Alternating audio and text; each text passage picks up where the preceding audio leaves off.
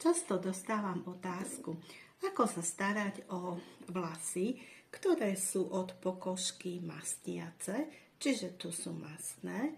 Celá dĺžka je ideálna, ale končeky sú veľmi suché. Takže odporúčam 2-krát umyť si vlasy šampónom, potom nanesieme balzám, ale iba na túto dĺžku vlasov.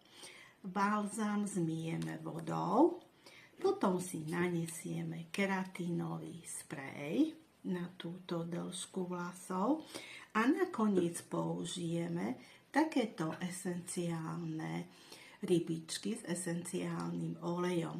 Jedna rybička mi vystačí na 2-krát, čiže odstrihneme chvostík, dáme pár kvapiek do dlane, rozmasírujeme výborne teplúčke a nanesieme do vlasov.